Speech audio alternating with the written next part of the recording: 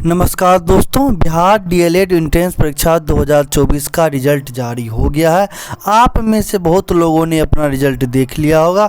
जिन लोगों ने अपना रिजल्ट नहीं देखा उनके लिए डिस्क्रिप्शन बॉक्स और कमेंट बॉक्स दोनों में लिंक दिया है। वहां से आप क्लिक करके आप अपना एप्लीकेशन नंबर और डेट ऑफ बर्थ के माध्यम से रिजल्ट देख सकते हैं। उसमें आपको कितना मार्क्स आया है, कितना जनरल रैंक है, कितना कैटेगरी रैंक है, ये सब आपको दिखा देगा।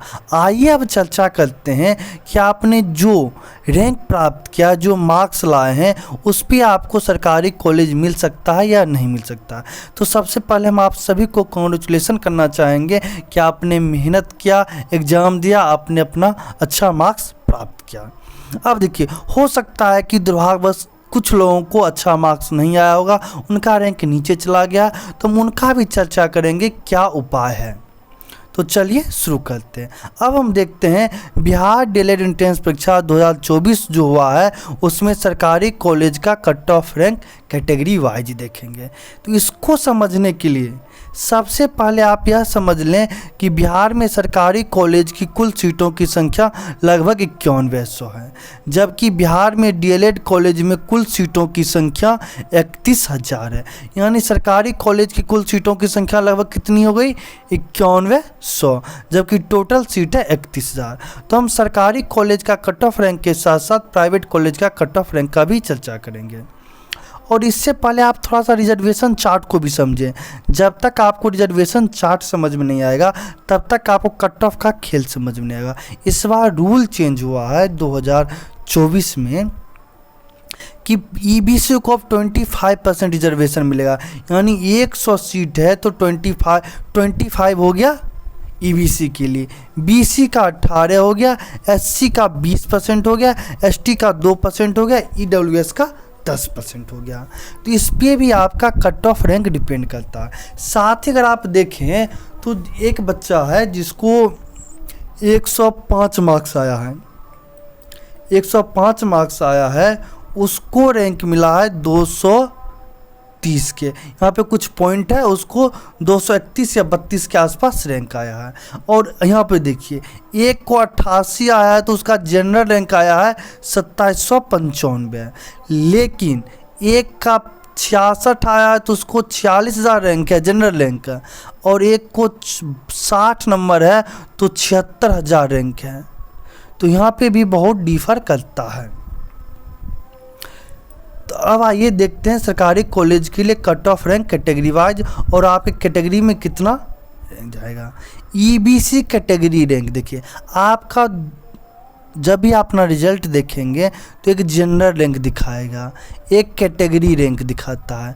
तो ये वही कैटेगरी रैंक है। अगर आप ईबीसी से आते हैं और आपका कैटेगरी रैंक 3200 या 3200 से कम, 3200 या 3200 से कम है, यानी 2800 है, 2600 है, 2200 है, 2100, समझ रहे हैं ना, 3200 से कम है, तो आपका आराम से सरकारी कॉलेज में एडमिशन हो जाएगा।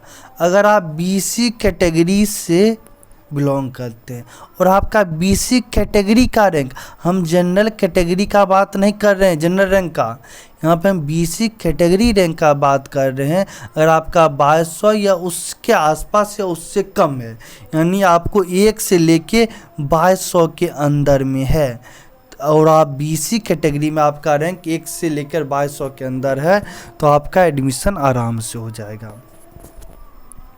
अगर आप एससी कैटेगरी से बिलोंग करते हैं और आपका रैंक 1 से लेकर 2500, फिर से बोलेंगे जनरल रैंक का बात नहीं कर रहे हैं, यहाँ पे हम बात कर रहे हैं एससी कैटेगरी रैंक का। जिनका 1 से 2500 एससी कैटेगरी में रैंक है तो उनका आराम से एडमिशन हो जाएगा, एससी कैटेगरी वालों का। और देखिए, यहाँ पे अगर एसटी कैटेगरी का बात करें तो उनका रैंक 1 से लेके 240, क्योंकि रिजर्वेशन इनको 2% है और बिहार में इनकी संख्या भी कम है, तो इसलिए रिजर्वेशन कम मिला है। तो इनका अगर 1 से लेकर 240 के बीच में अगर एसटी कैटेगरी का रैंक आ रहा है तो उनका एडमिशन आराम से सरकारी कॉलेज में हो जाएगा। अब देखिए, जनरल वालों में कोई कैटेगरी रैंक नहीं होता है, ध्यान देंगे। सिर्फ लड़कियों का आपका गर्ल्स कैटेगरी रैंक आएगा, बाकी आपको कोई कैटेगरी नहीं दिखाएगा। तो जो जनरल से बिलोंग करते हैं, जिनका कोई कैटेगरी मतलब जैसे EWS में नहीं आते हैं या BC EBC SC कोई भी कैटेगरी में नहीं आ रहे हैं, तो उनका कैटेगरी का नाम ही जनरल है। तो उनका रैंक अगर 1 से लेके 3000 तक आ रहा है तो उनका एडमिशन हो जाएगा।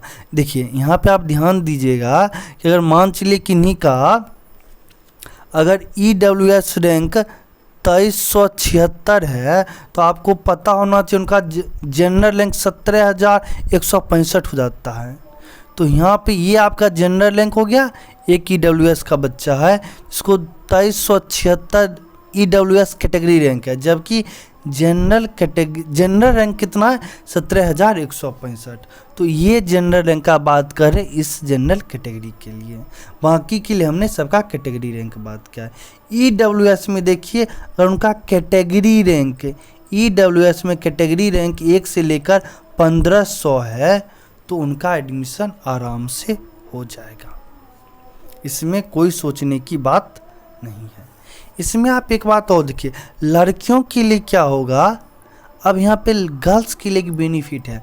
लड़का के लिए जो आप कैटेगरी रैंक देख रहे हैं वो थोड़ा डाउन होगा, लड़कियों के लिए बढ़ेगा।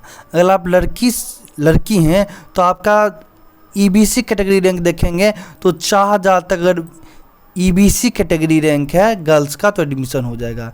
इसी तरह लड़कियों का 3000 तक अगर BC कैटेगरी रैंक है तो एडमिशन हो जाएगा। अगर SC कैटेगरी की गर्ल्स है तो उनका 3500 रैंक के आसपास तक में भी आराम से सरकारी कॉलेज मिल जाएगा। जो ST कैटेगरी से बिलोंग करते हैं गर्ल्स हैं तो 300 रैंक तक भी उनका एडमिशन हो जाएगा।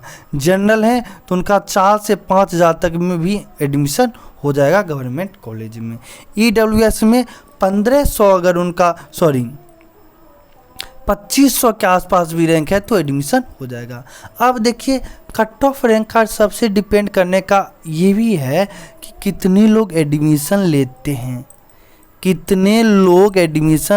हैं फर्स्ट राउंड में।